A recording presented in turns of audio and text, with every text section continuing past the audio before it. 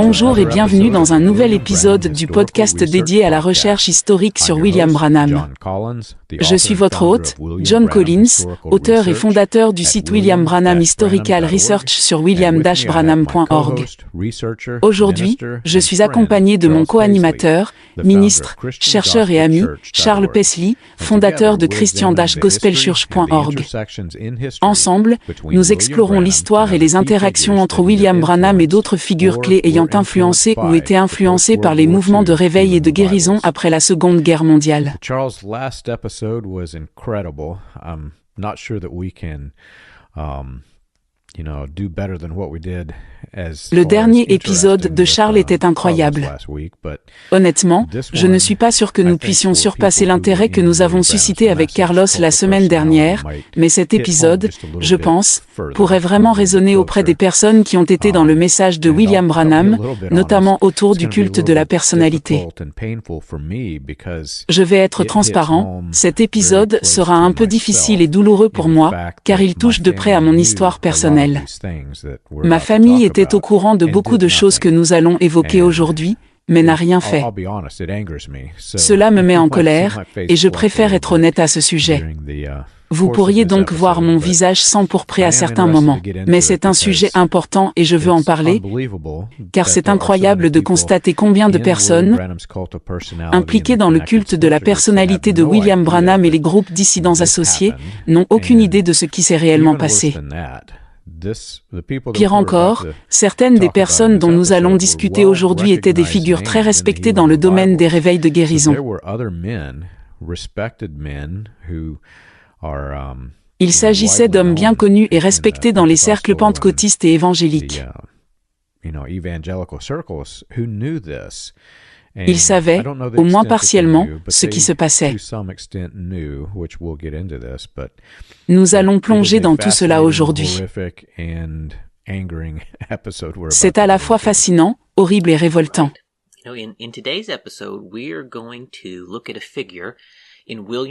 Dans cet épisode, nous allons nous concentrer sur un personnage clé du cercle intime de William Branham, un homme nommé Léo Mercier. Beaucoup de gens que je connaissais prononçaient son nom de famille comme Mercier. C'est un personnage que nous devons absolument explorer. Comme tu l'as mentionné, il est surprenant que beaucoup de gens aujourd'hui ne sachent presque rien de Léo Mercier. Pourtant, à l'époque, tout le monde savait qui il était et ce qu'il faisait. C'est tout aussi choquant qu'il soit maintenant méconnu. Il n'y a pas beaucoup d'informations imprimées sur Léo Mercier, et j'ai essayé d'indiquer aux gens des sources fiables qu'ils peuvent consulter.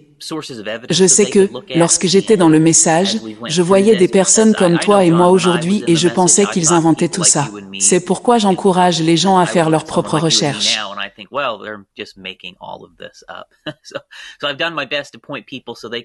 John, tu as une bonne partie de ces informations sur ton site, mais elles sont aussi accessibles via des sources primaires. Les gens peuvent vérifier par eux-mêmes. Une première source d'information sur Léo Mercier se trouve dans les transcriptions de William Branham. William Branham parle de Léo à plusieurs reprises sur cassette.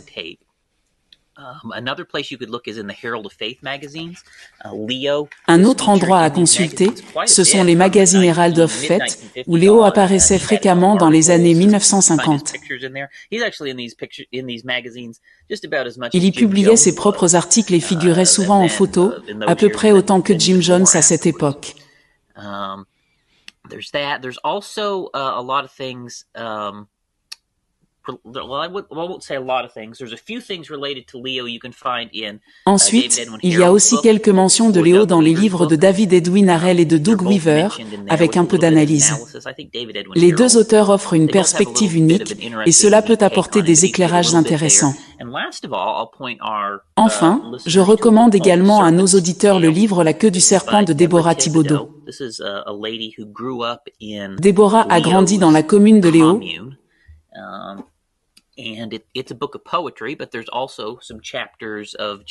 Et même si c'est un recueil de poésie, certains chapitres offrent des informations historiques fascinantes sur sa vie dans la communauté.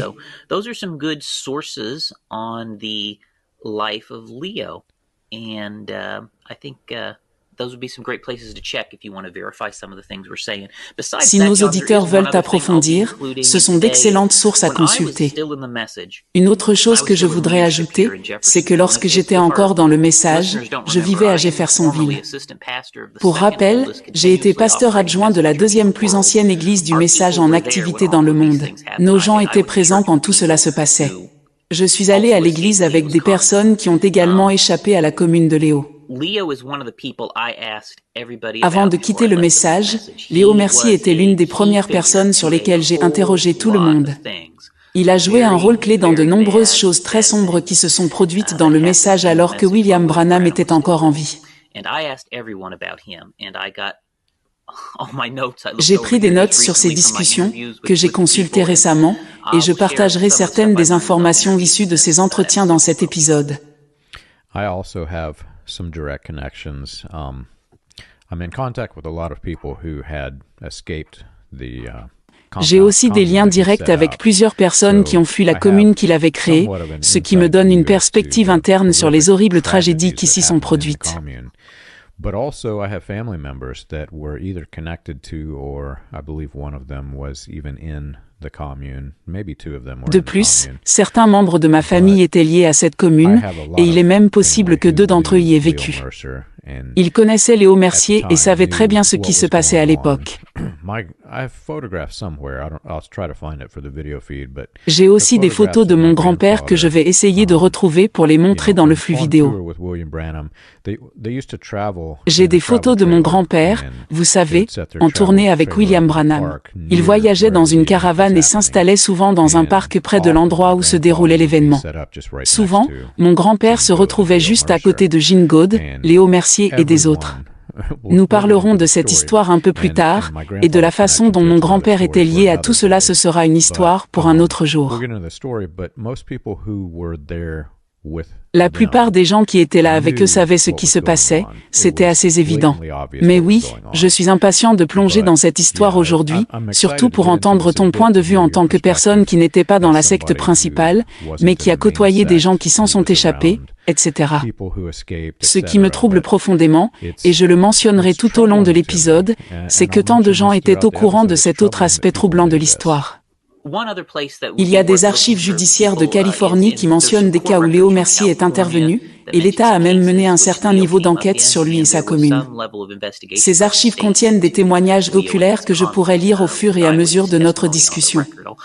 Donc, si vous voulez creuser davantage, ces archives judiciaires californiennes peuvent être une source d'information sur Léo. Peut-être devrions-nous commencer par le début et simplement exposer ce que nous savons des antécédents de Léo.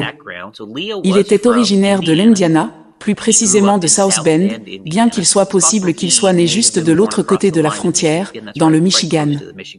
Mais c'est à South Bend qu'il a grandi et fait ses études, dans un environnement catholique. Au-delà de cela, on ne sait pas grand-chose de ses premières années.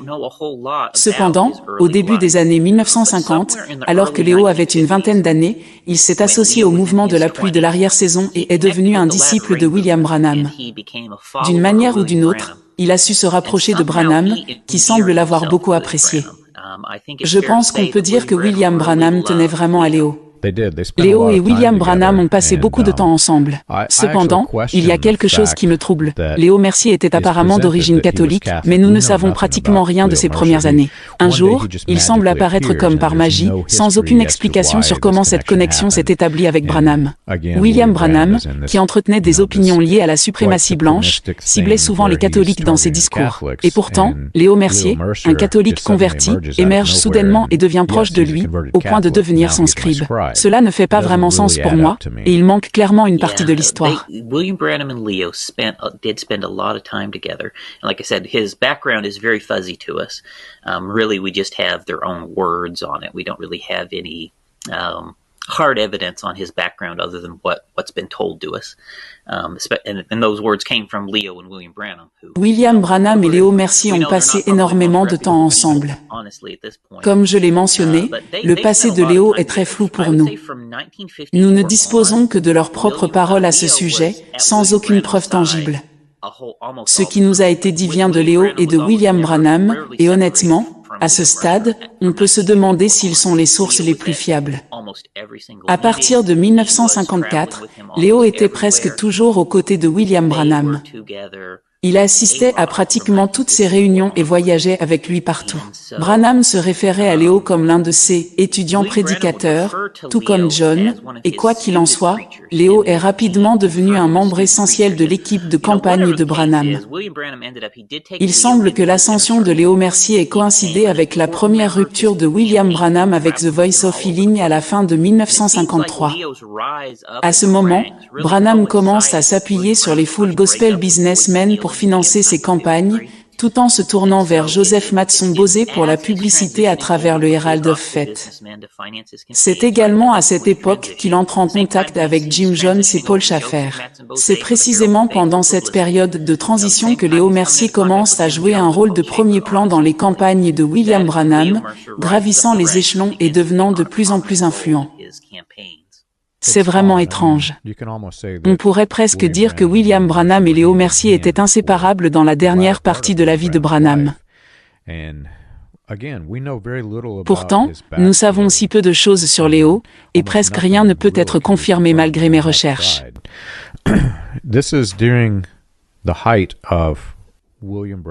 C'était aussi à l'époque où Branham était au sommet de sa diffusion de la doctrine de l'identité chrétienne. Suddenly, William Branham is getting into that mode, and we have Leo Mercer who. Et soudainement, Léo Mercier entre en scène. Si on regarde la chronologie, cela correspond avec le moment où Roy Davis, une figure clé de la suprématie blanche, commence à gravir les échelons. La chronologie s'aligne parfaitement, mais on ne peut pas tirer de conclusion ferme. Cela ressemble à une fermeture éclair qui se referme, mais il manque des pièces cruciales.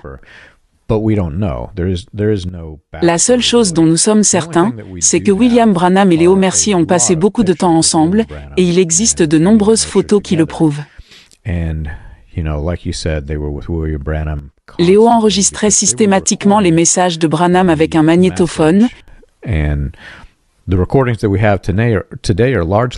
et c'est en grande partie grâce à lui que nous avons ces enregistrements aujourd'hui.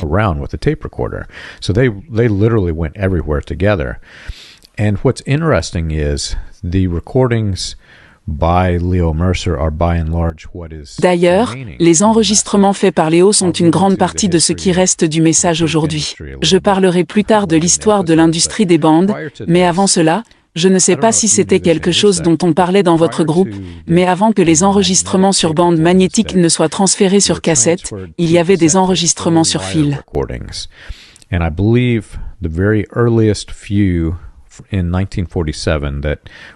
Les tout premiers enregistrements datant de 1947 auxquels nous avons accès aujourd'hui proviennent de ces enregistrements sur fil.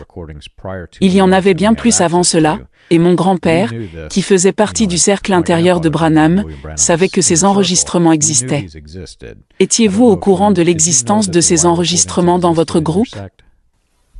Yeah, we did know that there was recordings which were not available, and especially, I don't think it's something that was ever really. Nous savions qu'il existait des enregistrements qui n'étaient pas accessibles, mais ce n'était pas vraiment quelque chose dont on parlait. Pourtant, il est logique qu'il y ait eu beaucoup d'enregistrements avant que les cassettes ne deviennent populaires.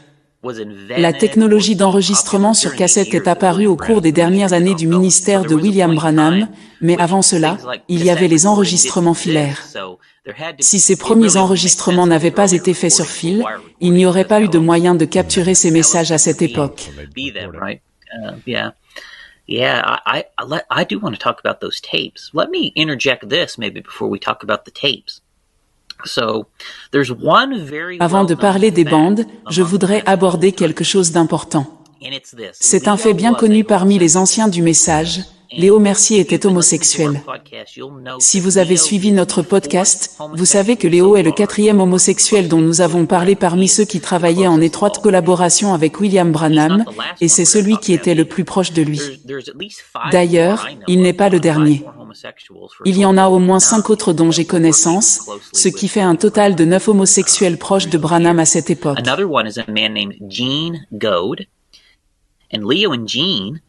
Un autre exemple est Gene Goad.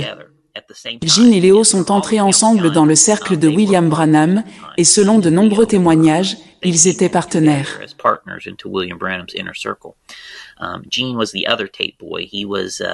Jean était l'autre gars des cassettes et était tout aussi proche de Branham que Léo.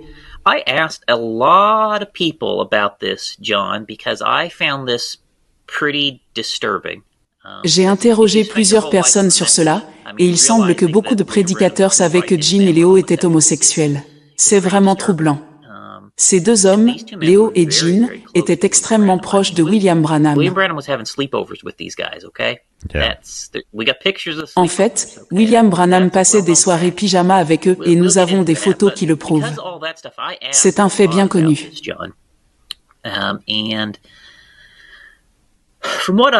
Cela m'a poussé à poser beaucoup de questions à ce sujet, notamment à John. Selon ce que j'ai pu comprendre, ainsi que ce que plusieurs prédicateurs m'ont dit, presque tout le monde, près de 100 personnes, savait que Jean et Léo étaient homosexuels. J'ai même été informé que William Branham avait prié pour eux.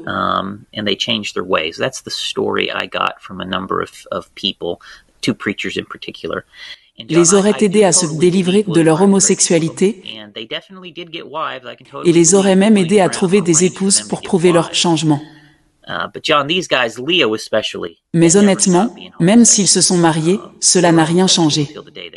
Léo, en particulier, a continué à vivre sa vie homosexuelle jusqu'à sa mort, et les mariages n'étaient qu'une couverture. Je pense qu'il est nécessaire de faire une pause pour clarifier quelque chose d'important. Dans le message et les groupes dérivés de ce culte de la personnalité, ainsi que dans une grande partie du mouvement de la pluie de l'arrière-saison, il y avait une forte homophobie. Pourtant, pour ce que nous allons aborder dans cet épisode, il est essentiel de séparer logiquement l'homosexualité de la déviance sexuelle, car ce sont deux choses très différentes. Dans le discours endoctriné de ces groupes, les deux étaient souvent confondus, comme s'il s'agissait de la même chose, mais en réalité, il s'agit de concepts distincts. Il y a des homosexuels qui ne sont pas des déviants sexuels, et il y a des déviants sexuels qui, eux, ne sont pas nécessairement homosexuels. Ce dont nous allons discuter aujourd'hui est particulièrement problématique, car il y avait des comportements déviants bien connus de tous, liés à des abus sexuels. I can't go too deep yet about my grandfather in this picture, but, you know, my grandfather was very close to these men too. And I think what I can say safely is that my family, in the way in which they describe Je ne peux pas encore entrer dans les détails concernant mon grand-père et son lien avec ces hommes, mais je peux dire avec certitude que ma famille parlait de Jean Gaud et Léo Mercier d'une manière qui les présentait comme des homosexuels ouverts. The way in which they spoke, they could easily recognize that these men were homosexuals. The way that they acted around each other, the way that they leurs interactions, la façon dont ils se comportaient entre eux, avec William Branham et avec mon grand-père, laissaient clairement entrevoir leur homosexualité. And in the message, and its splinter groups, and again, to a larger extent, throughout the entire latter rain Voice of Healing revivals, dans le message, les groupes dérivés, et dans le mouvement de guérison en général, l'homosexualité était perçue comme l'un des péchés les plus graves et impardonnables. Si quelqu'un était homosexuel, il était stigmatisé et rejeté. Dans le christianisme traditionnel, bien qu'il existe aujourd'hui un débat brûlant sur ce sujet, but in mainstream Christianity, the Christians who are strongly opposed to homosexuality, les chrétiens opposés à l'homosexualité voient généralement les homosexuels comme des pécheurs parmi d'autres, avec la possibilité de rédemption à travers Jésus. And the way in which the message presents Jean and Leo is that William Branham was like this, mainstream. Cependant, dans le message, Jean et Léo ont été utilisés comme exemple pour justifier et propager l'homophobie. Which is another problem in the message.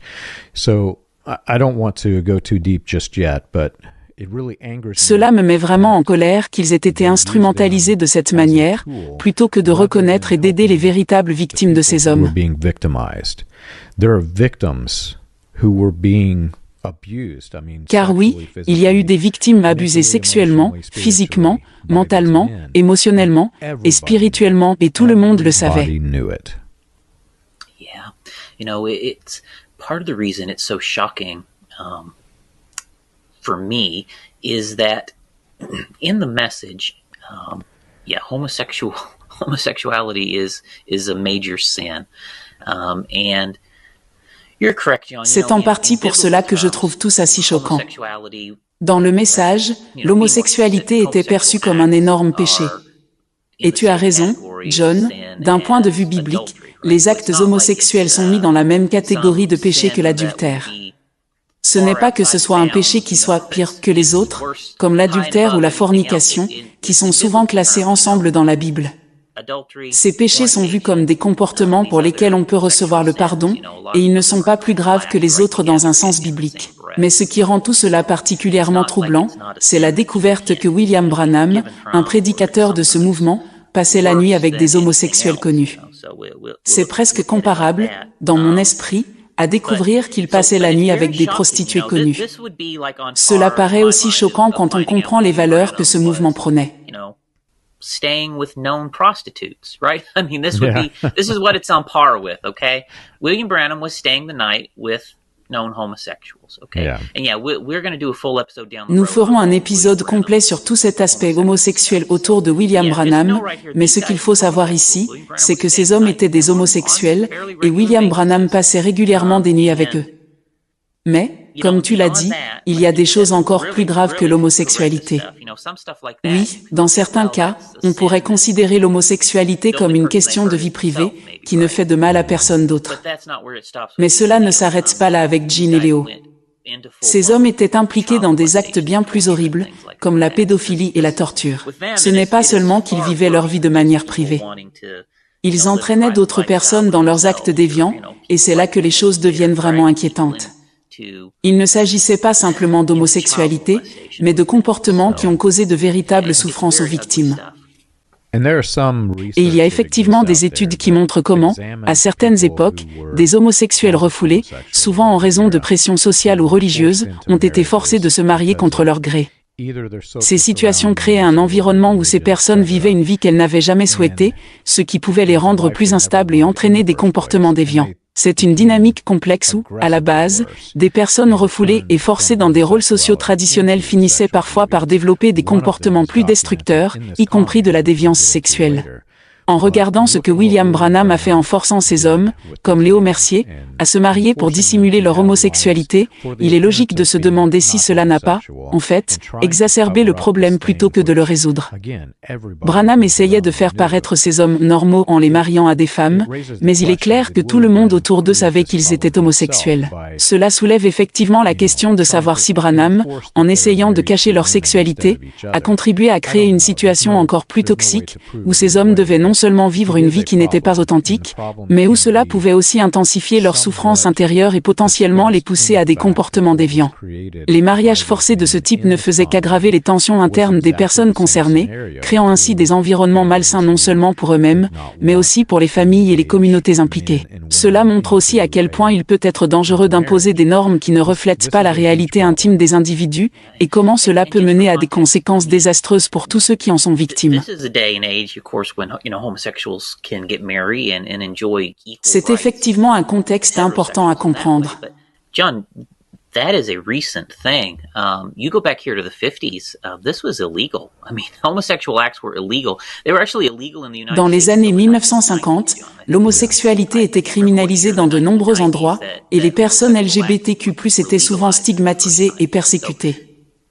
This was actually criminal activity that William Branham was around at that point in time, if you want to look at it that way. La situation a considérablement évolué au fil des décennies, mais à l'époque de William Branham, être homosexuel était non seulement illégal, mais aussi extrêmement mal vu et dangereux. Cette répression a créé un environnement où les personnes concernées étaient souvent forcées de vivre dans l'ombre et de dissimuler leur identité. Anyways, kind of moving on, the original Tate Boys were Gene and Leo Mercer. Les homosexuels qui travaillaient étroitement avec William Branham, comme Gene Gould et Léo Mercier, ont été chargés de créer et de gérer la bibliothèque des sermons de Branham. C'est en effet choquant de penser que les enregistrements sur lesquels repose une grande partie de l'enseignement et de la doctrine du message ont été produits par des individus avec de tels antécédents. En plus de cela, le fait que l'un de ces hommes ait été un agresseur d'enfants est particulièrement troublant. Les personnes qui ont joué un rôle central dans la diffusion des enseignements de Branham étaient impliquées dans des activités criminelles et moralement répréhensibles. Cela ajoute une couche supplémentaire de complexité et de difficulté à la compréhension du message et de son histoire. Lorsque les membres du message se réfèrent à des termes comme « tape boy », les garçons de bande, comme un insigne d'honneur, il est crucial de se rappeler l'histoire et les réalités complexes derrière ces termes. La réalité est que ces hommes étaient non seulement des figures controversées, mais aussi des personnes qui ont commis des actes graves et inacceptables. Le fait de connaître ces informations aide à éclairer les aspects sombres de l'histoire du message et à comprendre les dynamiques sous-jacentes de la communauté qui a émergé autour de William Branham. Il est important de faire la lumière sur ces réalités pour mieux saisir l'impact de ces événements sur les personnes impliquées et sur l'héritage laissé par cette époque. Around here, they sell jackets and pins and all kinds of coffee cups. I mean, I've seen all kinds of Ici, things that ils say vendent des tape boy. vestes, I'm a tape des boy. épingles et toutes sortes de tasses à café. It just blows my mind J'ai vu de because nombreux articles arborant la mention « Je suis un tape boy, producing these garçon de products for cassette ». sale Ce qui m'étonne, c'est que les personnes qui fabriquent ces produits savent que les personnes impliquées dans ces enregistrements ont été condamnées pour des abus sexuels. En portant ces articles, ils semblent célébrer des individus qui ont été impliqués dans des comportements d'agression sexuelle. C'est vraiment problématique et choquant de voir ces objets de fierté associés à des abus graves. It's something else. And we know in the role of recording and creating all the tapes that Gene and Leo actually heavily edited a lot of the tapes. This is something that was well known in my sect of the Message, John. Our sect did not press play on Branham tapes on a regular basis, like your sect did. And part of the rationale. C'est un autre aspect important à considérer. Nous savons que, dans leur rôle d'enregistrement et de création de toutes les bandes, Gene et Léo ont effectivement fortement édité de nombreux enregistrements. C'était bien connu dans notre milieu du message. Votre secteur pouvait écouter régulièrement les cassettes de Branham, mais le nôtre déconseillait de le faire, car les cassettes étaient montées. Cette édition des bandes était une préoccupation récurrente parmi nous. Junior Jackson, par exemple, a beaucoup parlé de ces montages. Il était bien connu dans notre secte que les bandes avaient été modifiées. Nous avions des témoignages de personnes présentes lors des sermons originaux qui ont constaté que des éléments de différentes bandes étaient collés ensemble. Par exemple, il prenait la fin d'une bande et la remplaçait par celle d'une autre, ou remplaçait des parties du milieu de la cassette. Ces modifications étaient assez fréquentes. Nous avons des preuves tangibles de ces pratiques. Il y a au moins un cas documenté où William Branham, après un service, est allé dans une chambre d'hôtel pour enregistrer une nouvelle fin pour son sermon. Fred Softman et Mercier ont enregistré cette nouvelle partie, et la bande a été éditée en conséquence. Fred Softman et James étaient les administrateurs de l'organisation sur les bandes, donc Gene et Léo, en tant que leurs collaborateurs, auraient dû faire rapport à leurs supérieurs. Cela démontre que des modifications importantes étaient effectuées, y compris des fins entières de sermons. Il est crucial de reconnaître que ces montages étaient réalisés à une époque où William Branham était encore en vie, et une partie de ces modifications a été faite sous sa direction directe. They were edited. My grandfather had some original recordings, and you can be sure whenever he died, the cult headquarters suddenly swarmed the place and they took all of these original recordings out of his house, but they were altered, and it was known by the inner circle that these recordings were altered. And there's, I've tried to examine, why did they alter these? Why were they splicing? What were they doing? Your mind can run wild with the conspiracy theories, especially considering the timeline. This is whenever the third wave of the Klan is growing. Les enregistrements ont bel et bien été modifiés. Mon grand-père possédait les enregistrements originaux, mais après son décès, le culte, en particulier le quartier général, est rapidement intervenu et a récupéré tous ces enregistrements de sa maison. Ils étaient bien conscients que ces enregistrements avaient été altérés, tout le cercle intérieur le savait. J'ai souvent réfléchi à la raison de ces modifications. Pourquoi ont-ils pris la peine de les retoucher? Que voulaient-ils cacher ou accomplir? Ces questions mènent à toutes sortes de théories, surtout lorsqu'on considère la chronologie. Lorsque la troisième vague du clan commençait à prendre de l'ampleur, c'était également le moment où William Branham introduisait l'idée d'une troisième vague. Je ne veux pas immédiatement lier ces faits à des théories du complot, mais les dates s'alignent étrangement bien, presque comme un mécanisme d'engrenage parfaitement ajusté. L'un des exemples les plus frappants concerne la seule bande qu'ils ont dû rendre publique, simplement parce que tout le monde savait qu'elle avait été modifiée. On peut entendre William Branham enregistrer une fin dans une chambre d'hôtel, avec une voix sans émotion, très différente de l'original. Si vous comparez les deux enregistrements côte à côte, l'original et la version modifiée, vous verrez que dans l'original, Branham commence à parler du troisième pool. Cela attire beaucoup d'attention. Même si je ne veux pas faire de conclusion hâtive, il est clair que ceux qui écoutent peuvent faire leurs propres suppositions. Cela pourrait même soulever la question de savoir si Branham diffusait des messages codés à des personnes spécifiques à travers ses sermons.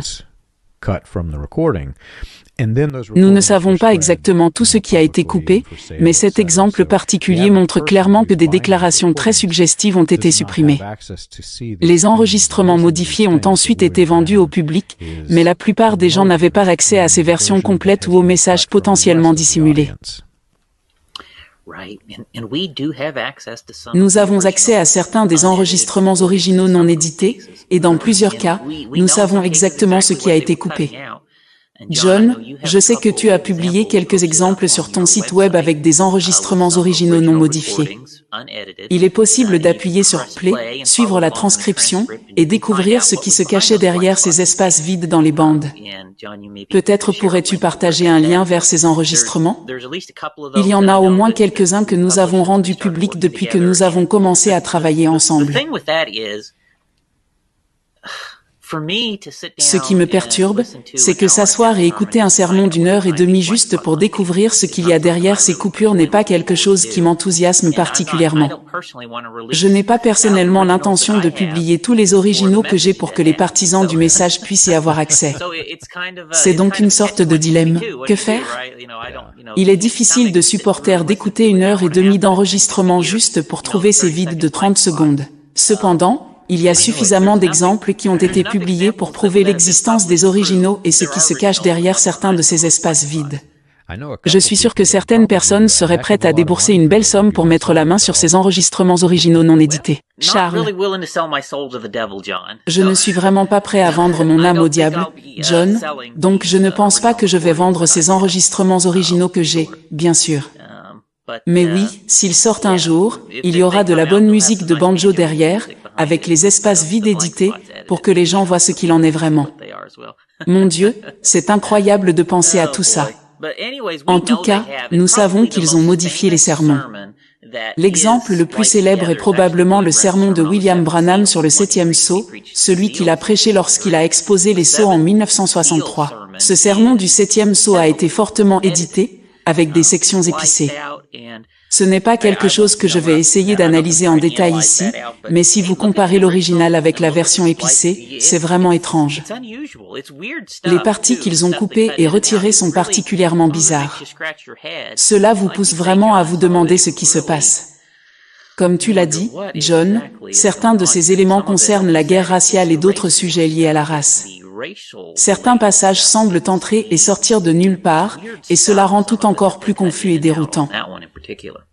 It blows my mind that the cult today openly advertises this fact. I mean, if you listen to the recording, they're telling you, hey, we just spliced the tape, and we recorded this in a hotel room because William Branham did not want this. Cela m'épate que la secte aujourd'hui annonce ouvertement ce fait.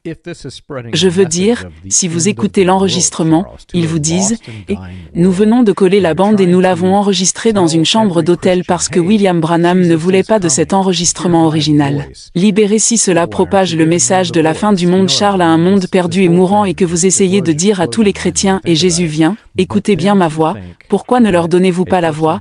Vous savez ce que je veux dire?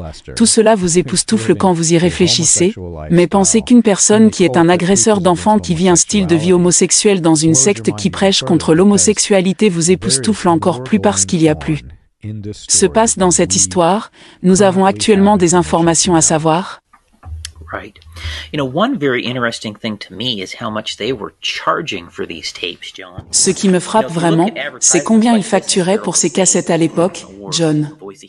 Si tu regardes des publicités dans des publications comme Herald of Faith, Voice of Healing ou d'autres sources similaires, tu verras qu'ils facturent environ $4 par cassette. Si tu fais le calcul et ajustes ces $4 de 1954 pour l'inflation, on arrive à environ $50 aujourd'hui. $50 pour une seule cassette, John. C'était incroyablement cher. Et toi et moi, John, nous connaissons tous les deux des gens qui avaient des bibliothèques entières avec des centaines et des centaines de ces cassettes. Ils dépensaient une véritable fortune pour avoir accès à ces enregistrements. Oui, à partir de là, c'est quelque chose. Si vous ne l'avez pas remarqué, j'adore l'histoire de l'enregistrement musical et de l'industrie du disque en général. C'est un sujet qui me fascine. En fait, c'était en 2012 que j'ai commencé à l'étudier sérieusement.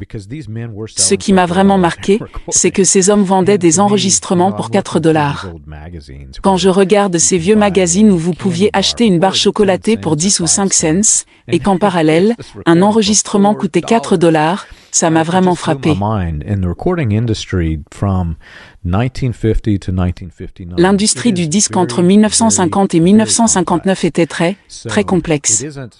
Ce n'était pas simplement une question de dire qu'ils dépensaient l'équivalent de $50 d'aujourd'hui pour un sermon.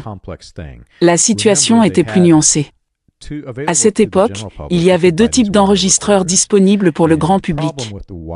Les enregistreurs filaires étaient accessibles, mais le problème avec eux, c'était leur mauvaise qualité audio. C'est d'ailleurs pourquoi, dans les tout premiers enregistrements des sermons de William Branham, il est presque impossible de comprendre ce qu'il dit, et ils ont eu beaucoup de mal à les nettoyer.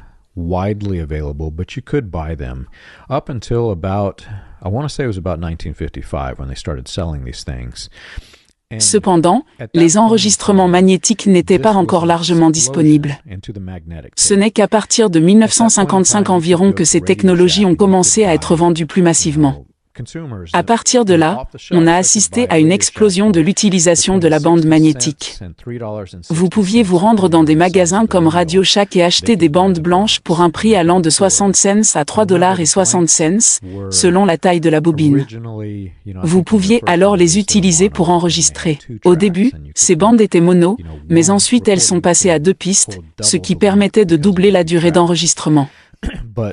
The general consumer could buy a Pentagon recorder from between. Le consommateur moyen à cette époque pouvait acheter un enregistreur Pentagon pour environ $100 pour le modèle le moins cher, tandis que le prix moyen se situait entre 100 et 2 cents $. Une chaîne hi-fi de qualité coûtait environ 3 cents $.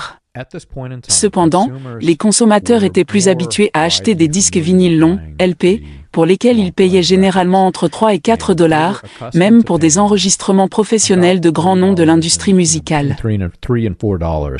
For a professional recording of the great hits, and we're talking the big names were like $4. Par exemple, on pouvait acheter un disque d'Elvis Presley pour $4. Alors, imaginez cette comparaison dans l'esprit des gens à l'époque, acheter un sermon de William Branham pour $4 ou un disque d'Elvis pour le même prix. Malgré cela, ceux qui suivaient le message de Branham faisaient leur choix et optaient pour ces enregistrements. To the average consumer, when they started buying these things, and what was it, 1954, 1955? Aux alentours de 1954 à 1955, quand ces enregistrements ont commencé à être vendus, les consommateurs étaient déjà habitués à ce prix de $4. According to what I fully understand through just reading D'après ce que j'ai compris en lisant les catalogues et autres documents de l'époque, au départ, les prix de gros n'étaient pas très différents des prix de détail.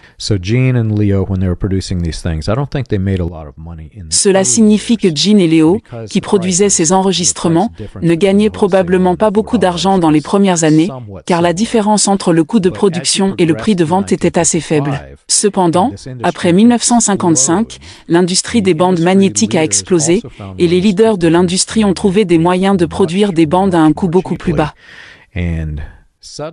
En continuant à vendre ces cassettes à $4, leur marge bénéficiaire a considérablement augmenté, transformant cette entreprise en une activité très lucrative pour Léo Mercier et ses partenaires.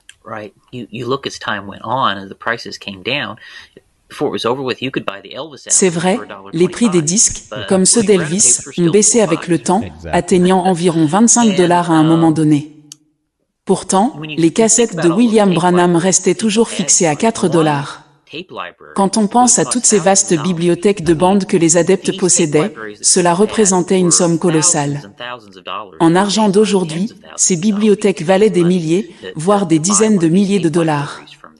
Cela montre à quel point une quantité considérable d'argent circulait à travers cette activité. En 1954, après avoir rompu avec Voice of Healing, la voix de la guérison, William Branham a commencé à rencontrer des difficultés financières.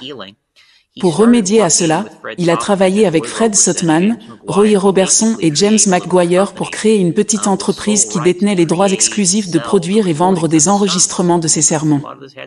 Ce partenariat était en grande partie une tentative de générer des revenus stables. Il est intéressant de noter que ces trois hommes, particulièrement James McGuire, croyaient que William Branham était littéralement Dieu incarné. McGuire est aussi considéré comme la personne qui aurait introduit la pratique de baptiser et de prier au nom de William Branham, ce qui est notable, surtout parce qu'il a commencé à le faire avant la mort de Branham. En effet, Gene et Leo étaient responsables de la gestion et de la distribution des enregistrements de William Branham, avec un système bien établi qui leur permettait de dupliquer et vendre les bandes, ce qui représentait un revenu significatif à l'époque. Comme tu l'as mentionné, en ajustant les prix pour l'inflation, ces cassettes coûtaient environ $50 en argent d'aujourd'hui, et Gene et Leo, ainsi que Fred Sotman et William Branham, recevaient chacun une part des revenus générés. Après la rupture de Branham avec Voice of Healing, ils devaient trouver une nouvelle source de revenus, et la vente des cassettes était une solution. Cela a permis à chacun d'entre eux de bénéficier financièrement, tandis que l'organisation continuait à se structurer autour de la distribution des sermons de Branham. Quand William Branham est décédé, dans les années 1970, Roy Robertson et Fred Sotman ont réussi à écarter Gene et Leo pour prendre eux-mêmes le contrôle des droits de distribution. C'est à ce moment-là qu'ils ont créé Oral Creation Publications et commencé à transférer les droits de distribution vers The Voice of God Recording dans les années 1980. Cette transition marque l'évolution de l'organisation, qui est passée d'une petite entreprise de distribution à une entité plus structurée, contrôlant désormais la diffusion des sermons de Branham à grande échelle. Ainsi, toutes ces figures comme Gene, Leo, Fred et Roy faisaient partie intégrante de l'organisation qui finirait par devenir Voice of God Recording, l'entité qui gère toujours la diffusion des enregistrements de Branham à ce jour. Oui, et il faut bien imaginer le grand public à l'époque. Pendant que William Branham collaborait avec des hommes d'affaires comme ceux du Plein Évangile, ou dans des publications comme Herald of Faith, tout le monde savait que Léo Mercier était dans le coup. Il était littéralement toujours là, suivant Branham à chaque sermon, installant le matériel et enregistrant tout. C'était une présence constante, presque comme une ombre fidèle. Il montait le stand, et bam, tout était capturé. Oui, c'est fascinant et troublant à la fois de réfléchir à la manière dont les choses ont été structurées autour de William Branham et des enregistrements de ses sermons. Le fait que le public général, composé principalement de personnes pauvres, n'ait pas pu accéder à la majorité des cassettes à cause du prix élevé est révélateur. Comme tu le dis, $4 en 1950, c'était une somme considérable, équivalent à environ $50 aujourd'hui. Cela rendait ces enregistrements inaccessibles à beaucoup, ce qui a créé une situation où seules les personnes plus fortunées ou proches de Branham pouvaient se permettre d'acquérir l'ensemble de ses sermons. Cette dynamique a entraîné une stratification du public. Ceux qui n'avaient accès qu'à une ou deux versions de ces récits prenaient ces récits comme des vérités absolues, sans se rendre compte que les histoires pouvaient évoluer et se modifier avec le temps. D'un autre côté, le cercle restreint qui entourait Branham et qui avait accès à la bibliothèque complète savait que ces histoires changeaient. Cela a généré une situation où le grand public croyait à une cohérence inébranlable dans les récits de Branham, tandis que ceux qui étaient en coulisses pouvaient voir comment ces récits étaient en fait révisés. Le rôle de Gene et Léo Mercier, en tant que gestionnaires des enregistrements, et leur implication proche avec Branham, montrent bien à quel point ce contrôle de l'information était intentionnel.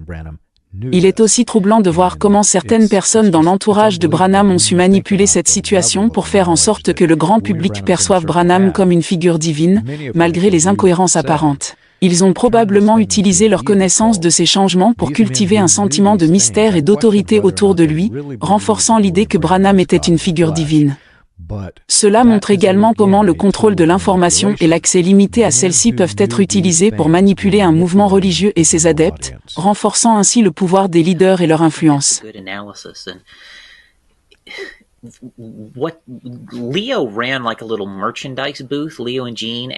Je pense que c'est une bonne analyse. Léo Mercier, ainsi que Gene, géraient ces stands lors des événements où on pouvait acheter divers souvenirs, de la littérature et des cassettes de William Branham.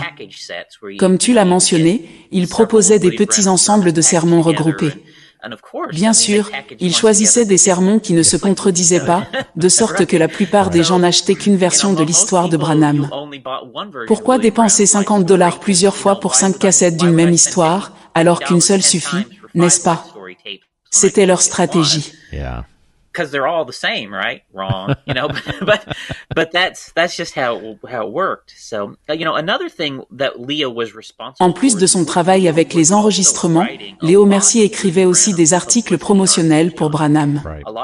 Beaucoup des articles de Branham publiés dans Herald of Faith étaient rédigés par Léo. And Leo had his own also sort of a recurring column in the Herald of Faith magazines. I'll give you one maybe we can share up with the readers. Here's one I got here. But he did this recurring column in Herald of Faith under his own name where he would, just share interesting tidbits of his own thinking with the broader latter rain. Il tenait également une chronique récurrente dans le magazine où il partageait ses réflexions personnelles avec le mouvement de la pluie de l'arrière-saison.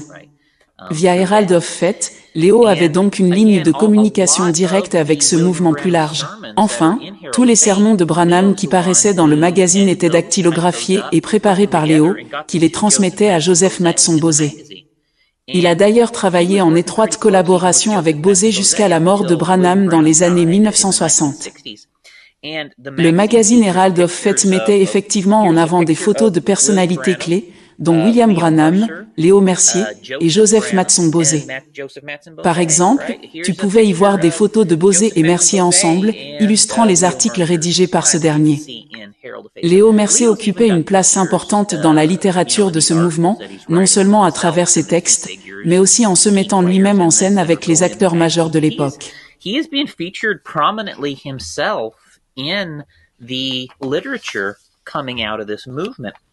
And some of these articles, like when you read what he writes in there, it's pretty clear that these publicity articles are Les articles de Mercier servaient clairement à promouvoir Branham en tant que messager du 7e âge de l'Église et à renforcer l'idée qu'il était l'Élie prophétisé. Ces idées étaient diffusées à travers Herald of Faith par Joseph Matson Bosé, qui publiait également les écrits de Mercier. And again, being disseminated out to really the main trunk of the Latter Rain movement through the Herald of Faith magazine. Yeah. And some of Leo Mercer's articles, for example, there's a 1958 issue. I should have printed it out. I'll get you a copy of it, but Un exemple intéressant est un numéro de 1958 du magazine, où Mercier figure à la page 4 avec un article, tandis qu'à la page 15, Bosé mène une collecte de fonds pour des enfants réfugiés en Allemagne, près de Bonn, là où Paul Schaffer dirigeait son foyer pour enfants. Cela montre à quel point le réseau de Branham et de ses collaborateurs était interconnecté et actif dans plusieurs domaines à la fois.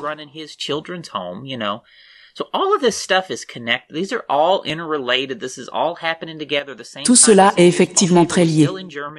Durant ces années, alors que Paul Chaffee était encore en Allemagne à la tête de son foyer pour enfants, toutes ces figures clés étaient interconnectées, à la fois dans leurs activités et dans la manière dont elles étaient perçues. Léo Mercier, par exemple, non seulement écrivait des articles pour promouvoir William Branham, mais il diffusait également ses propres rêves et visions pour renforcer l'idée que Branham était un être spirituellement unique.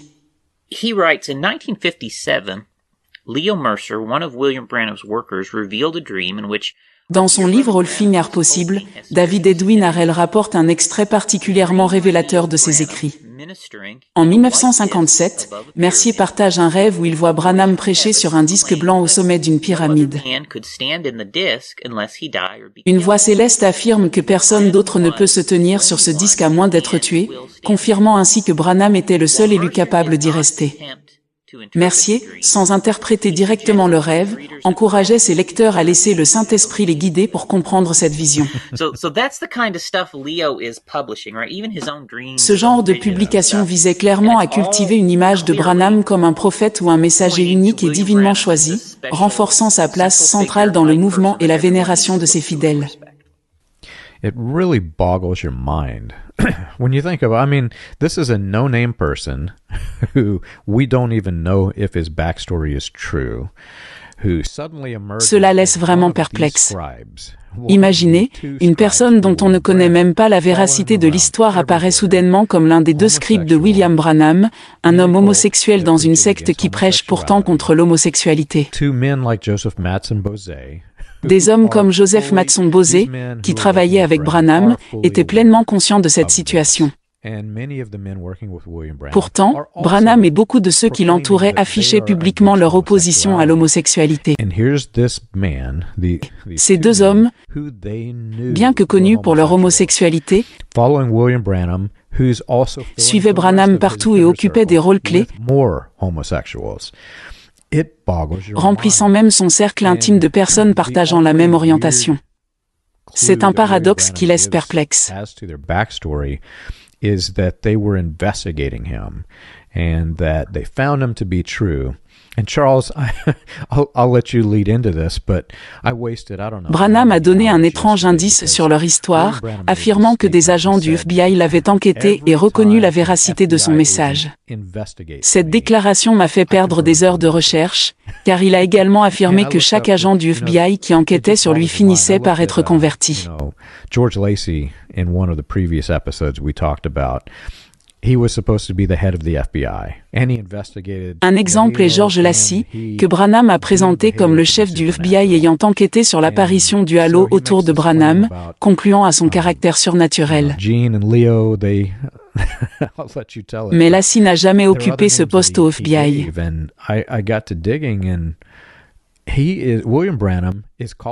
Branham attribuait souvent des titres erronés à des hommes qui ne travaillaient pas pour le FBI, et cela semble être un autre exemple de cette tendance.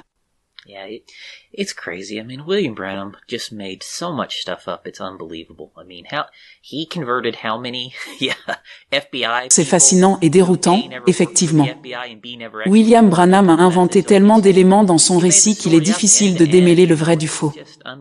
Il affirmait avoir converti de nombreux agents du FBI, qui en réalité n'ont jamais travaillé pour le FBI, et que ces personnes se convertissaient au message, ce qui semble totalement inventé.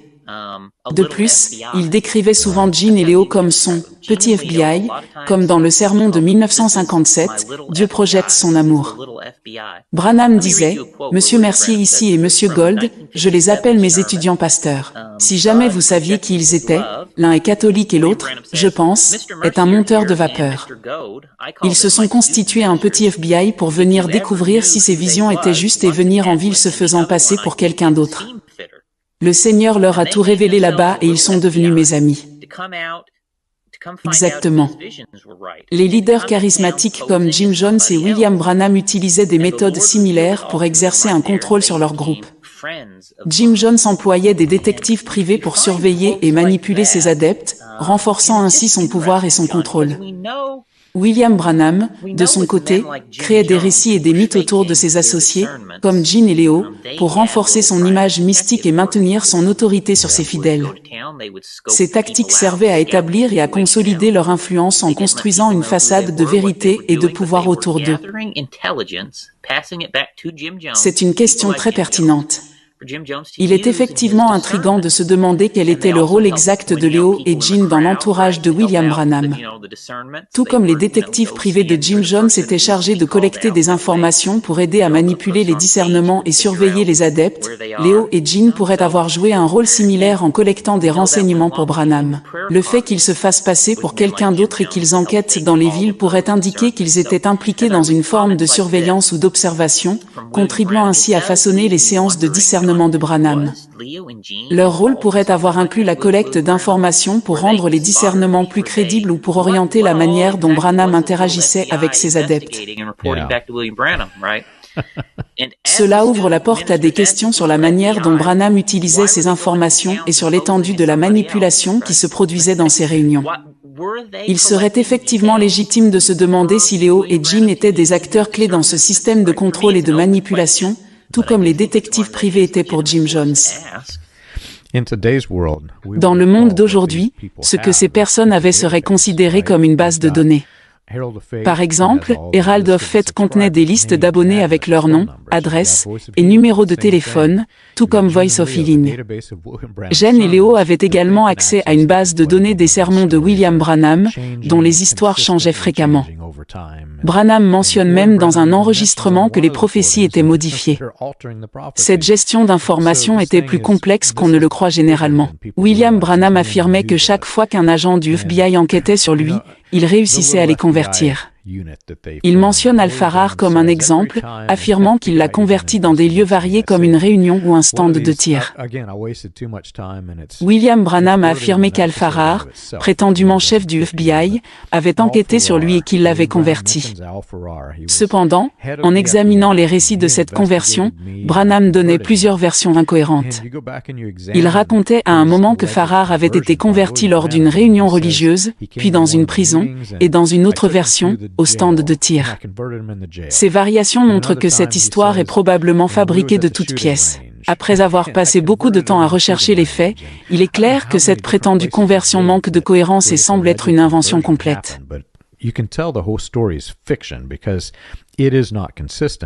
Cependant, ces histoires de conversion semblent incohérentes. En vérifiant, il s'avère qu'Al-Farrar était déjà membre d'une église pentecôtiste avant de rencontrer Branham, avec une première mention de lui dans cette église à Tacoma, Washington. Al-Farrar, actif à Tacoma dans les années 1940, était un chef de la police avant de se retirer en 1944, puis de se lancer en politique. Pendant les réunions de William Branham à Tacoma en 1948 à 1949, Farrar était déjà converti au pentecôtisme et impliqué dans des programmes de jeunesse dans l'église de Baxter, ce qui est intéressant par rapport aux autres initiatives pour les jeunes de l'époque, comme celle de Sharon Orphanage et Paul Schaffer. Bien que William Branham ait affirmé qu'Al-Farrar était un agent du FBI qui l'aurait converti, en réalité, Farrar n'a jamais travaillé pour le FBI. Ce type de revendication était typique de Branham, qui créait des récits pour renforcer sa crédibilité et celle de ses associés.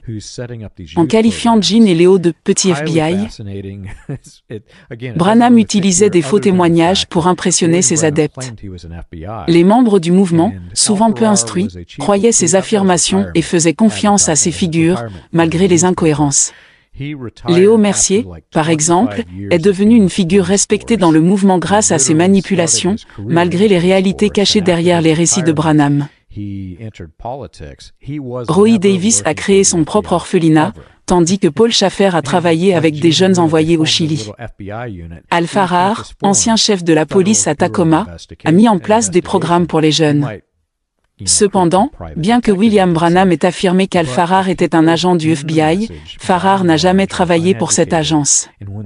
Après sa carrière dans la police, il est devenu homme politique. Gene et Leo, qualifiés de « petits FBI » par Branham, n'étaient pas non plus agents fédéraux. Leur rôle était plus celui de détectives privés ou d'espions au sein du mouvement, contribuant à une forme de surveillance et de manipulation, alors même qu'ils étaient des agresseurs sexuels.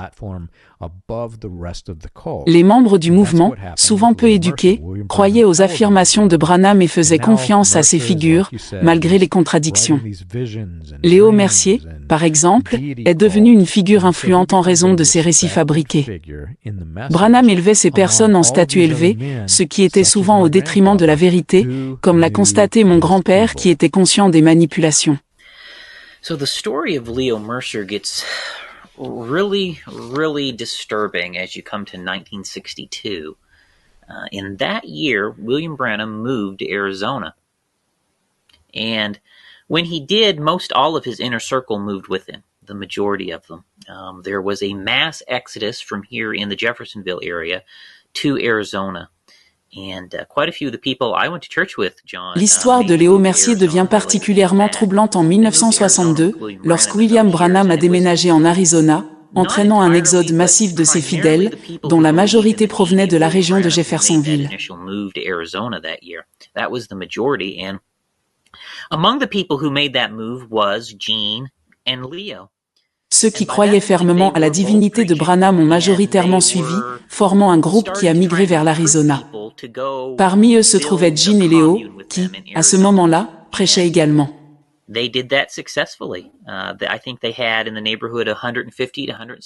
Ils ont commencé à recruter des gens pour construire une commune en Arizona, et avec succès, puisqu'environ 150 à 175 personnes les ont rejoints. Ils ont établi cette commune à Prescott, en Arizona, appelée le Parc. It is one of the most infamous stories in the message that we knew about prior to realizing. L'histoire du parc en Arizona est l'une des plus tristement célèbres liées au mouvement de William Branham. Ce complexe, sanctionné et approuvé par Branham lui-même, a été un véritable culte sous son influence. Plusieurs personnes qui ont réussi à s'en échapper, ainsi que des membres de ma propre famille, y compris mon grand-père, étaient au courant des événements troublants qui s'y déroulaient. William Branham a non seulement toléré l'existence de ce parc, mais il l'a également loué et prêché ses bénédictions dessus. What happened here is tragic. You can go to the California Supreme Court records and you can see what happened. Tragiquement, cet endroit a fini par être au centre d'une enquête de la Cour suprême de Californie à la suite de meurtres qui ont été commis. Bien que Léo Mercier ne soit pas directement responsable des meurtres, son influence et celle de Branham ont été des facteurs indirects dans cette tragédie. Ce complexe avait adopté une organisation de style militaire, avec des enfants et des adultes qui patrouillaient le périmètre, rappelant des pratiques similaires à celles de Colonia Dignidad. Cette forme militante de religion montre à quel point la situation était grave, bien que beaucoup de ceux qui se revendiquent aujourd'hui du message ou de ses dérivés ignorent la véritable ampleur de ce mal.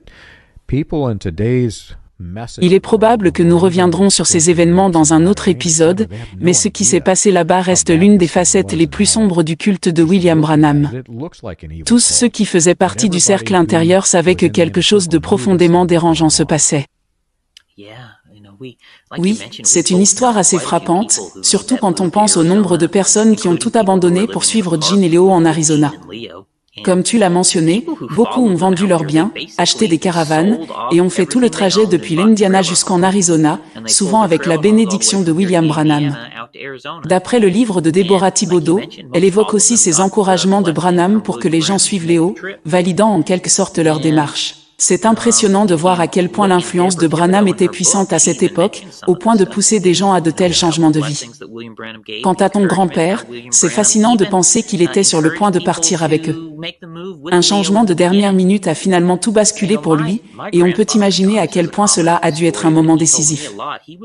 C'est vraiment fascinant et troublant de voir à quel point William Branham a validé ce mouvement vers le parc et l'a même encouragé. Le fait qu'il prêchait régulièrement sur place et qu'il donnait publiquement son approbation renforce l'idée que les gens croyaient sincèrement en la légitimité de cette démarche. Cette citation de 1964 que tu mentionnes dans le sermon intitulé « Le drôle d'oiseau », où Branham semblait présenter Léo Mercier comme une figure spéciale, montre à quel point il était influent pour persuader ses adeptes de suivre de tels leaders. La proximité qu'il maintenait avec ce groupe, en venant prêcher régulièrement, renforçait l'idée que ce mouvement était non seulement approuvé mais sanctifié. Le soutien constant de Branham à Léo Mercier lui permettait de maintenir son emprise sur ce groupe, même lorsqu'ils étaient éloignés physiquement du reste de la communauté de Jeffersonville. Si tu veux, je peux lire et reformuler cette citation pour mieux comprendre le message que Branham tentait de transmettre dans son soutien à Léo Mercier. Et de venir ici ce matin, regarder cette belle petite Jérusalem, installée ici, un petit Goshen. Je crois que c'est comme ça que j'ai appelé cet endroit quand nous sommes arrivés ce matin. Rappelez-vous, Goshen était un des lieux où ils adoraient, un des premiers lieux où ils ont dressé leur tente, et de rencontrer de vieux amis et de nouveaux amis, et de profiter de ces quelques moments qui nous sont accordés. On dirait qu'on ne veut plus s'en aller. Quelque chose nous retient ici. Je comprends pourquoi vous tenez à rester ici. Voyez, il y a quelque chose qui touche profondément. L'appelant Petite Jérusalem et Petite Goshen, en référence à des lieux bibliques de protection et de bénédiction. Le fait que certains membres de la communauté aient demandé à Branham s'il devait partir, en raison de ce qui se passait, montre que des tensions et des doutes commençaient à émerger. Pourtant, en leur conseillant de rester dans ce sermon, il semble avoir voulu étouffer toute dissidence ou inquiétude. Frère Léo a été conduit à venir ici, et vous avez de jeunes enfants qui doivent être élevés. Voyez, vous avez ici des femmes, des jeunes filles qui n'aiment pas marcher selon le train de ce monde. Vous avez ici des hommes qui sont âgés et qui prennent leur retraite. Ils désirent avoir un endroit où ils puissent s'installer et se sentir à l'aise. Que vous habitiez au milieu de vos semblables. Eh bien, voyez, je pense que Dieu peut pourvoir à ce besoin. N'êtes-vous pas de cet avis? Je crois de tout mon cœur qu'il le fait. So William Branham is endorsing this commune. We know in context of what's going on there, he's telling them your children need to be trained up. You got older people, they can settle down here, and Leo is the man to provide all of this to you. Ce récit met en lumière un aspect extrêmement sombre du rôle de William Branham dans l'approbation de la commune de Léo Mercier, qui était un lieu de souffrance et d'abus. Branham a publiquement soutenu cette commune, comparant l'endroit à des lieux sacrés et louant les actions de Mercier. Il a encouragé les membres à y rester, en particulier ceux qui exprimaient le désir de partir à cause des abus qui s'y déroulaient. Selon les témoignages, William Branham a personnellement dissuadé des familles de quitter le parc, alors même que des enfants y étaient victimes de maltraitance. En soutenant publiquement et en privé Léo Mercier, il a indirectement permis que ces atrocités continuent.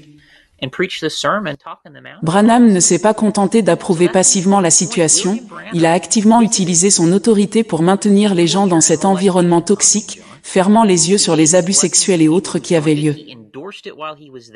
Cela ajoute une dimension tragique à l'histoire, car il s'agit d'une personne qui, sous couvert de foi, a protégé et légitimé un lieu où des abus systématiques se produisaient. It is awful. Ce que vous décrivez est effectivement une réalité terrifiante et tragique. Le fait que William Branham ait appelé cet endroit Goshen en référence à un lieu de paix et de repos dans la Bible, alors que des abus et des maltraitances s'y déroulaient, ajoute une dimension particulièrement sinistre à cette histoire. Cela montre à quel point le langage religieux et la foi pouvaient être détournés pour couvrir des actes odieux. Vous avez raison de souligner que les hommes qui savaient ce qui se passait et n'ont rien fait pour le dénoncer sont complices. En ne protégeant pas les victimes, ils ont permis à des prédateurs comme Léo Mercier de continuer leurs atrocités en toute impunité. William Branham, en approuvant et en encourageant les gens à rester dans cette commune, a non seulement légitimé les actes de Mercier, mais a également trahi la confiance des personnes qui le suivaient, les exposant à des souffrances physiques et psychologiques. Quant au livre de Deborah Thibodeau, il semble que son style poétique ait pu rendre difficile pour certains lecteurs de saisir l'ampleur des événements décrits, mais cela n'enlève rien à la gravité de ce qu'elle relate. L'histoire qu'elle partage donne un aperçu poignant des abus qui ont eu lieu sous le couvert de la foi. Il est compréhensible que vous ressentiez une colère et une déception envers ceux qui ont su ce qui se passait sans agir. C'est compréhensible que vous ressentiez une colère profonde et un manque de respect envers ceux qui savaient ce qui se passait dans cet environnement toxique et n'ont rien fait pour l'arrêter. Leur silence face à de tels abus et atrocités, en effet, difficile à pardonner. Il est extrêmement douloureux de constater que des personnes proches, des figures respectées ou des leaders spirituels, ont choisi de détourner le regard ou de rester passifs face à des actes aussi horribles. William Branham, en soutenant et en donnant sa bénédiction à Léo Mercier et à la communauté du parc, devient, comme vous le dites, complice de ces abus. Peut-être qu'il a activement participé lui-même, qui sait, son soutien public et privé à cette situation le rend responsable moralement. Le fait que d'autres, comme mon grand-père et d'autres figures importantes du message, aient su ce qui se passait, mais n'ont pas alerté les gens ou tenté de les protéger, est également accablant. Leur silence a contribué à prolonger la souffrance de ces victimes, et en ce sens, ils ont aussi une part de responsabilité dans ce qui s'est passé. Il est juste de ne pas pouvoir respecter des personnes qui n'ont pas su faire face à cette vérité, et qui n'ont pas pris des mesures pour protéger les plus vulnérables. Mon grand-père le savait. Il savait ce qui se passait, il savait que ces hommes étaient des prédateurs. C'est une des plus horribles et terrifiantes histoires de l'univers du message. Quand on y ajoute des figures comme celle de la pluie de l'arrière-saison et de Joseph Matson-Bosé, on en vient à se demander, que savaient réellement tous ces gens? Certaines histoires dans ce livre vous brisent le cœur. Je me demande jusqu'à quel point ces gens savaient ce qui se passait. Dans l'une des histoires déchirantes du livre, Déborah décrit comment les agents de Léo Mercier manipulaient les enfants. Ils leur disaient qu'ils allaient pécher ou qu'ils avaient l'air d'avoir un mauvais esprit, inventant des péchés qu'ils n'avaient jamais commis. Il les accusait publiquement, les déshabillait devant tout le monde pour les humilier, puis les battait avec des planches jusqu'à ce que les hommes soient trop épuisés pour continuer. Il passait ensuite la planche à quelqu'un d'autre pour que les coups continuent. Il est même consigné dans les dossiers judiciaires qu'il brûlait et torturait les enfants. S'ils sortaient des rangs, ils étaient battus. Ce qui s'est passé là-bas est trop graphique pour être décrit en détail, mais c'est l'une des pires tragédies possibles. Pourtant, William Branham appelait cet endroit le Petit Goshen.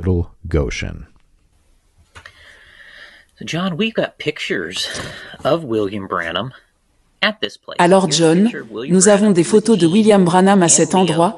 Voici une photo de William Branham avec Jean et Léo en train de faire des singes lors de cette agression, une commune où on torturait en Arizona. D'accord, je veux dire, il y a des photos de William Branham dans cet endroit pendant que tout cela se passe et comme tu l'as dit John, je ne veux pas être trop explicite mais si vous lisez le livre de Deborah Thibodeau, je veux dire les horreurs qui se déroulaient dans cette commune. C'est indescriptible, les enfants étaient violés régulièrement, ils étaient torturés, battus, brûlés, affamés. Vous savez, les petits garçons se faisaient insérer des objets étrangers par derrière, n'est-ce pas? Ces choses leur sont faites jusqu'à ce qu'ils saignent, n'est-ce pas? C'est des trucs horribles, John. Léo dirigeait tout cela et il faisait en sorte que de nombreux adultes de la commune l'acceptent et participent à ces abus. Il séparait les familles, il enlevait les enfants à leurs parents et les réaffectait à d'autres personnes pour qu'ils soient abusés et fassent l'objet d'agressions sexuelles et tortures. C'était une chose quotidienne dans la vie des enfants de la commune de Léo. C'était horrible, c'était tout simplement horrible. And if you go to branham.org and you go to their store, sur branham.org, ils vendent des articles avec l'inscription Tep Boy. Les dirigeants de ce mouvement sont pleinement conscients des abus passés, ainsi que ceux impliqués dans la gestion de cette secte. Pourtant, ils continuent de vendre des épinglettes appelées Tape Boys, un symbole associé aux agresseurs d'enfants. C'est comme vendre une veste indiquant implicitement la complicité dans des actes de torture et d'abus sur des enfants.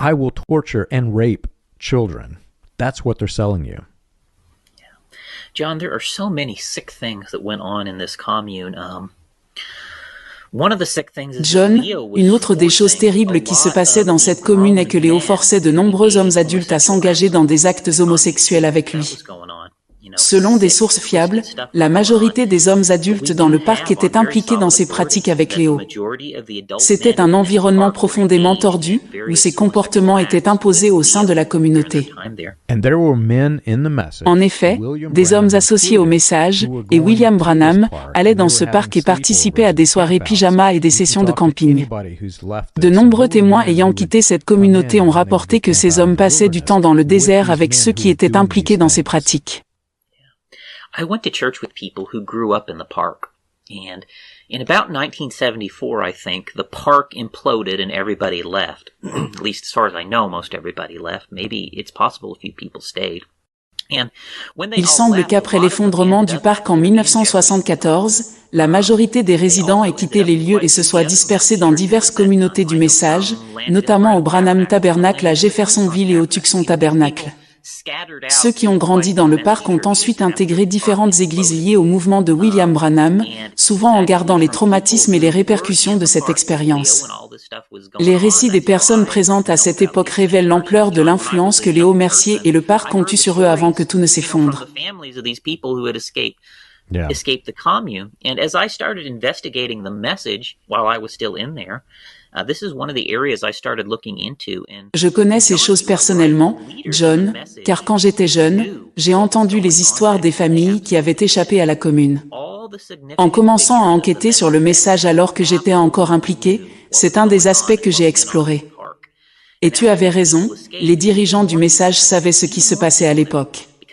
Tous les leaders importants du mouvement étaient au courant de ce qui se passait dans le parc. Après que ces gens se soient échappés, encore plus de personnes ont su, car elles partageaient leurs histoires avec les dirigeants des églises où elles sont retournées. Et, John, Léo était toujours en vie quand tout cela est sorti, et tous les dirigeants le savaient.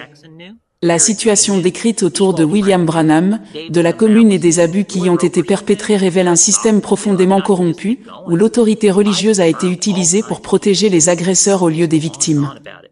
Les dirigeants, conscients des atrocités, ont préféré préserver l'image du message plutôt que d'agir en faveur de la justice.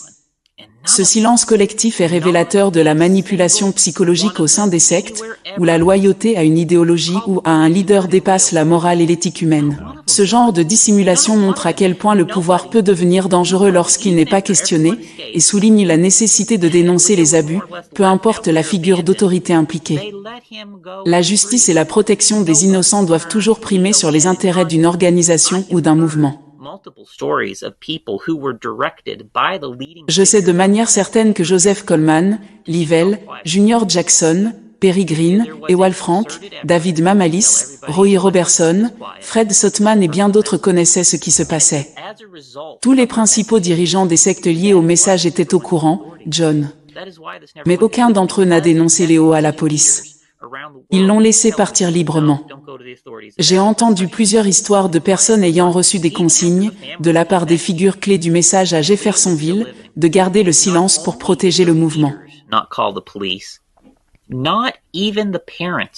C'était un effort concerté pour garder tout cela silencieux, sous prétexte que cela nuirait au message.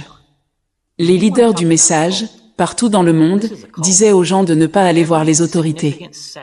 Même après le retour des familles et alors que Léo était encore en vie, non seulement les dirigeants n'ont pas contacté la police, mais même les parents des enfants torturés et abusés ne l'ont pas fait.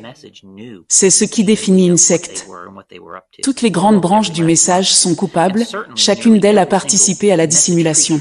Presque tous les anciens et prédicateurs du message en Amérique du Nord dans les années 1960 et 1970 savaient ce que Gene et Léo faisaient, et personne n'a pris de mesures pour les traduire en justice.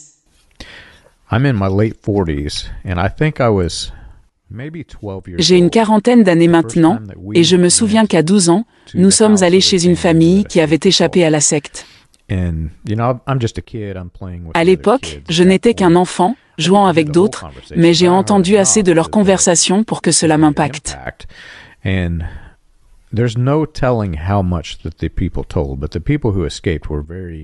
Ces personnes étaient terrifiées, incapables de comprendre ou de concilier ce qu'elles venaient de vivre.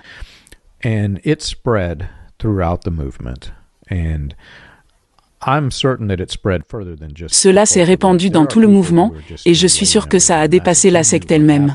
Même des membres laïcs du message savaient ce qui s'était passé, mais tout le monde restait silencieux, surtout les anciens membres de l'élite.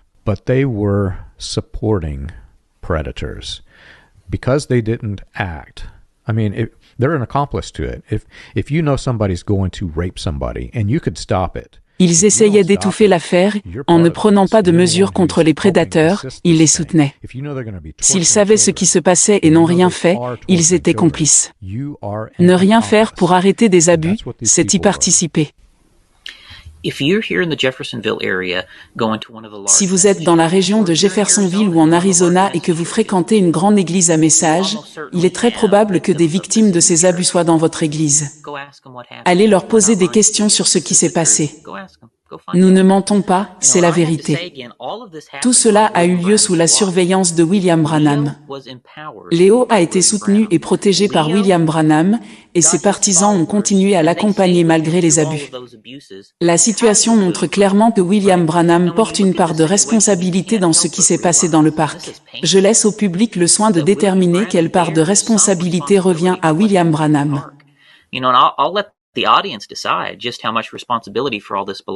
Il est indéniable que William Branham porte une certaine responsabilité dans ces événements. Si vous êtes dans le message et que votre prédicateur affirme que le message et William Branham ne portent aucune responsabilité pour ces abus, je vous encourage vivement à fuir ces prédicateurs.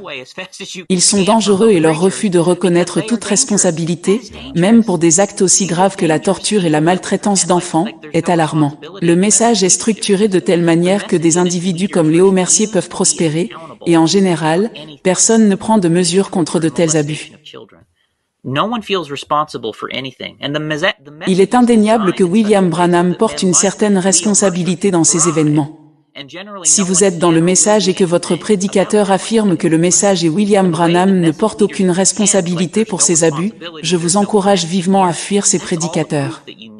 Ils sont dangereux et leur refus de reconnaître toute responsabilité, même pour des actes aussi graves que la torture et la maltraitance d'enfants, est alarmant. Le message est structuré de telle manière que des individus comme Léo Mercier peuvent prospérer, et en général, personne ne prend de mesures contre de tels abus. Je veux dire que nous parlons d'environ 75 enfants ou plus qui ont été violés et torturés par Léo Mercier pendant près d'une décennie, certains des prédicateurs du message d'aujourd'hui, John qui m'ont condamné, ainsi que vous, et ces autres gens comme nous qui disent la vérité.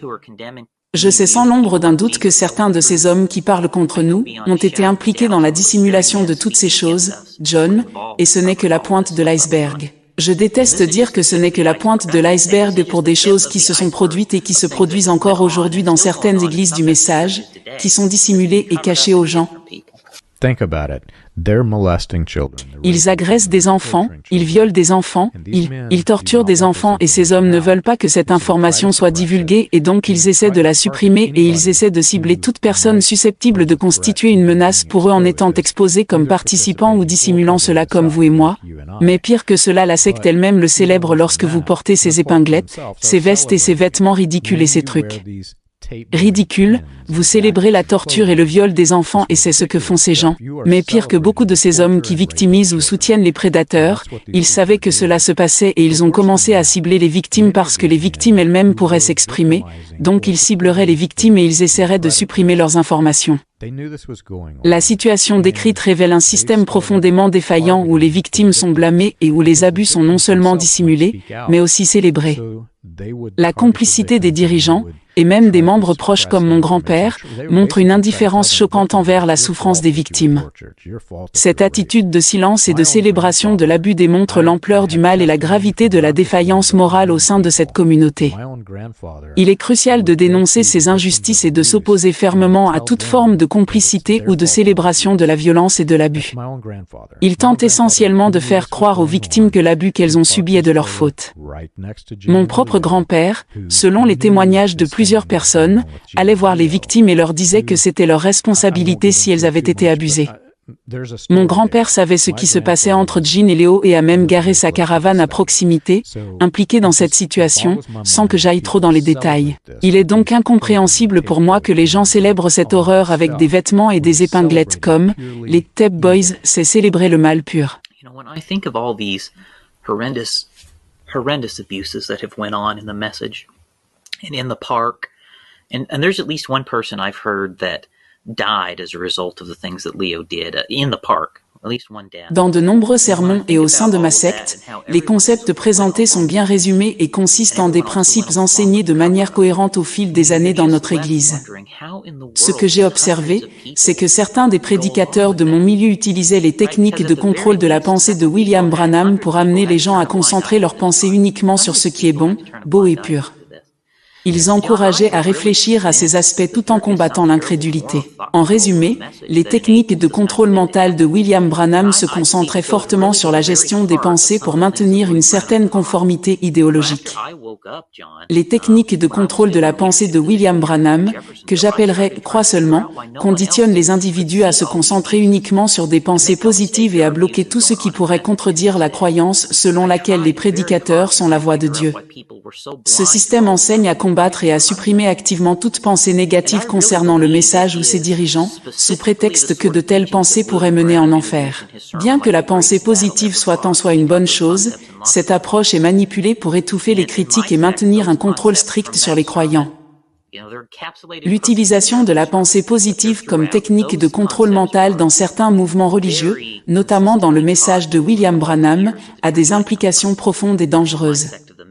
Bien que la pensée positive puisse être bénéfique dans un contexte général, lorsqu'elle est manipulée pour étouffer la réflexion critique et bloquer la reconnaissance des abus ou des dysfonctionnements au sein de la communauté, elle devient problématique. Cette approche, qui se concentre uniquement sur la conformité aux idées et croyances des dirigeants, empêche les individus de remettre en question des pratiques potentiellement nocives et les protège de la responsabilité. Ainsi, ce contrôle mental, plutôt que de promouvoir le bien-être et la croissance personnelle, sert à maintenir un système de croyances fermé et à protéger les abus au lieu de les affronter. Les techniques de contrôle de la pensée de William Branham, que j'appellerais « crois seulement », conditionnent les individus à se concentrer uniquement sur des pensées positives et à bloquer tout ce qui pourrait contredire la croyance selon laquelle les prédicateurs sont la voix de Dieu. Ce système enseigne à combattre et à supprimer activement toute pensée négative concernant le message ou ses dirigeants, sous prétexte que de telles pensées pourraient mener en enfer. Bien que la pensée positive soit en soi une bonne chose, cette approche est manipulée pour étouffer les critiques et maintenir un contrôle strict sur les croyants. Lorsque la pensée positive est employée comme une arme pour vous aveugler face à des situations dangereuses, elle cesse d'être bénéfique. Ce n'est certainement pas ce que l'apôtre Paul avait en tête lorsqu'il parlait de garder les pensées captives et de se concentrer sur des choses positives. Paul n'a jamais suggéré que nous devrions éviter une réflexion critique sur ce qui se passe autour de nous. Pourtant, c'est exactement ainsi que les prédicateurs du message et William Branham ont détourné ces principes. Ils ont utilisé ces versets pour imposer un contrôle de la pensée qui empêche la réflexion critique et masque les réalités problématiques. It reminds me, Charles, of these stories you hear in the subway, somebody's getting stabbed.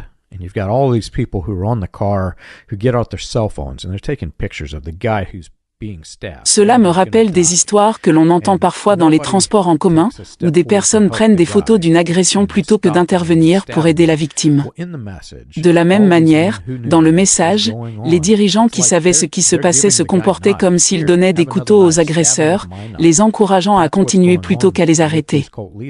C'est un parallèle frappant avec cette inaction, et comme vous le dites, ce n'est pas ce que devrait représenter l'Évangile. It is not the gospel. It is in no way, shape, or form even similar to the gospel of Jesus Christ, to the letters of Paul. Ce que vous décrivez est en total décalage avec l'évangile de Jésus-Christ tel qu'enseigné par Paul. Certains affirment que leur message est le même que celui de Paul, mais en réalité, il n'y a rien dans les lettres de Paul qui justifie d'ignorer ou de tolérer les abus, comme ceux des enfants dans les complexes que William Branham a permis et qualifiés de petits Goshen. Ce n'est en rien le message de Paul. Personnellement, je suis soulagé d'avoir échappé à cette situation et profondément bouleversé de découvrir que certains membres de ma propre famille étaient au courant des abus et ont soutenu le prédateur.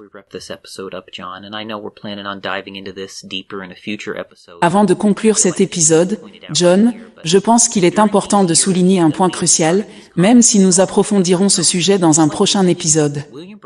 Pendant les années où Léo a fondé ses communes, ils se sont tous installés en Arizona. Comme vous l'avez mentionné, William Branham passait régulièrement la nuit avec Jean et Léo. Nous avons des photos de lui lors de ces séjours.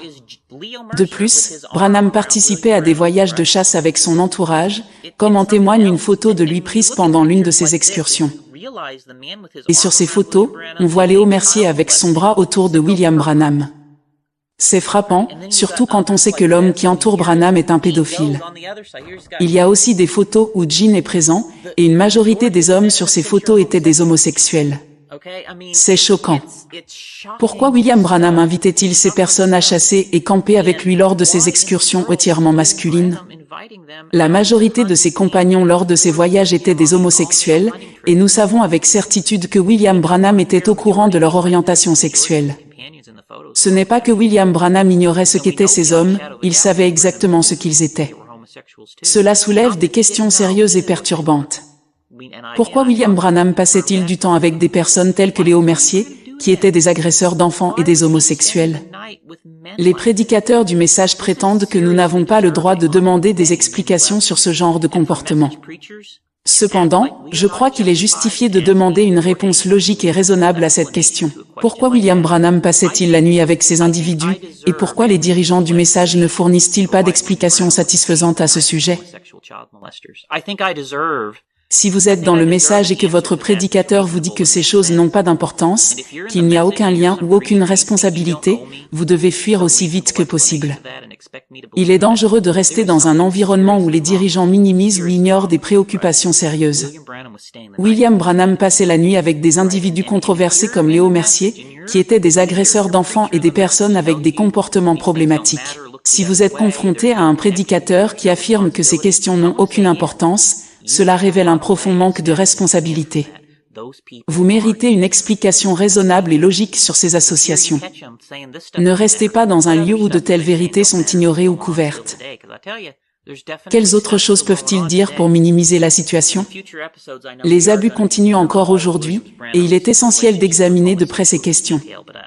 Dans les prochains épisodes, nous allons analyser en détail les relations de William Branham avec des individus au comportement problématique. Mais pour l'instant, je veux souligner que, en tant que personne qui a aimé ce message et qui a passé toute sa vie à le suivre, je vois cela comme une trahison ultime. Pour moi, c'est l'une des trahisons les plus profondes du message, et malheureusement, cela ne fait que s'aggraver. Ce sentiment de trahison est l'une des principales raisons pour lesquelles je me sens si profondément déçu par William Branham. Les dirigeants du message nous ont menti à ce sujet, nous ont harcelés lorsque nous avons posé des questions et nous ont expulsés de leurs églises. Ils ont même cherché à nous réduire au silence pour avoir osé poser des questions. Découvrir ce genre de choses est déchirant, et la douleur persiste encore aujourd'hui. Cependant, il est crucial que la vérité soit révélée. Les leaders du message qui affirment ne pas être responsables de ces abus doivent être tenus pour responsables. Actuellement, des individus impliqués dans la torture et les agressions au sein de cette communauté vivent encore et fréquentent des églises du message sans avoir jamais été confrontés à la justice. Les dirigeants savent qui ils sont et il est grand temps de les faire rendre des comptes. Les dirigeants essaient de détourner l'attention en utilisant diverses stratégies. Chaque fois que j'ai commencé à dénoncer les nombreuses prophéties échouées et les mensonges de William Branham, l'une des tactiques employées a été de répandre des rumeurs sur moi. Par exemple, mon propre oncle a diffusé dans le monde entier que j'étais homosexuel, une accusation manifestement fausse, dont il savait pertinemment qu'elle l'était. Cette calomnie a été propagée en raison de l'homophobie, dans le but de discréditer mes dénonciations. De la même manière, certains membres du cercle intérieur de William Branham et l'élite du message savaient que Branham s'entourait d'homosexuels, mais ont choisi de garder le silence à ce sujet. Cela me met en colère de manière indescriptible qu'ils utilisent cela comme un outil de manipulation. Vous allez vraiment utiliser cette tactique alors que vous savez que William Branham était entouré d'hommes homosexuels? Nous savons, d'après le témoignage enregistré de mon grand-père, que William Branham partageait le même lit avec des hommes de son cercle intime. Ces hommes se livraient à ces pratiques, et pendant ce temps, ils détournent l'attention en créant des distractions. Ils essaient de déplacer le focus de l'horreur de ce qui se passait vers des attaques contre des individus comme moi. Ils présentent les critiques comme des pécheurs, en déformant la vérité pour faire passer le message que tout le monde est pécheur et que Jésus est venu pour sauver les pécheurs, alors qu'ils évitent de confronter les véritables péchés et abus dans leur propre milieu. Mais le pécheur moyen ne torture pas et ne viole pas les enfants et ces hommes qui castinent ce blâme, ils savent que William Branham a soutenu les hommes et, par extension, ils ont soutenu les hommes qui violaient et torturaient des enfants. Casting this blame, they know that William Branham supported men, and they, by extension, supported men who were raping and torturing children. Je dois m'arrêter ici. Vous pouvez probablement le voir sur mon visage.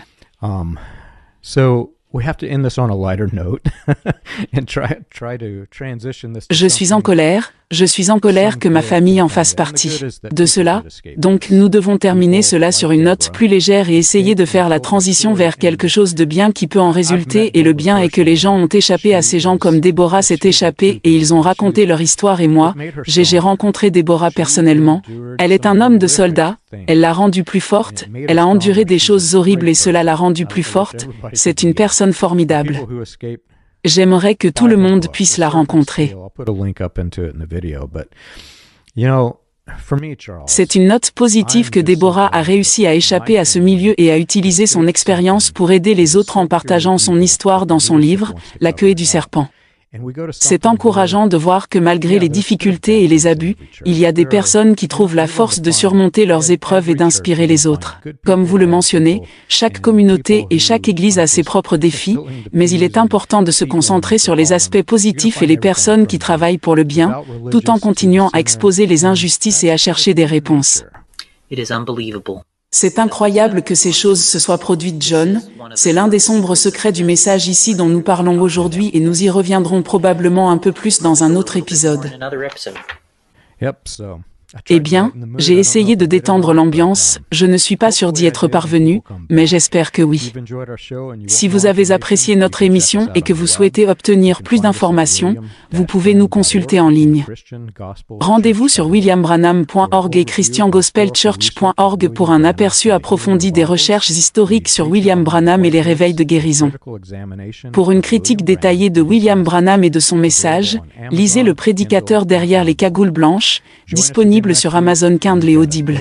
Rejoignez-nous à nouveau la semaine prochaine pour un nouvel épisode passionnant.